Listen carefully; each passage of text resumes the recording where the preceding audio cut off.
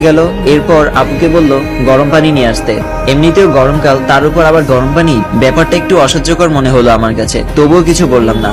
কেমন যেন একটা ঘোরের মধ্য দিয়ে সময়টা কাটছে আমার, নাকি এটা স্বপ্ন। একটু পর হুট করে ঘুম ভেঙে যাবে, এটাও বুঝতে পারছি না। আজ মনে হচ্ছে সেই একমাত্র প্রাণী যে কিনা কলেজ থেকে আসার পরই বিয়ের পিড়িতে বসতে হবে। মা আমাকে গোসল করিয়ে দিচ্ছে খুব যত্ন করে। এর আগে শেষ কবে এমন ভাবে গোসল করালো ঠিক মনেই নেই তার, হয়তো ছোট্টকালে। আমি এই বিয়ে করব না মা, তুমি আব্বুকে বোঝাও। আমি ভালো করে চিনিও না তাকে, কখনো কথাও হয়নি আমাদের, আর হুট করেই বিয়ে। মা বলল তাতে কি হয়েছে, বিয়ের আগে কি আমি তোর বাবাকে চিনতাম? বিয়ের পরই তো একে অপরকে ভালো করে চিনলাম আমরা।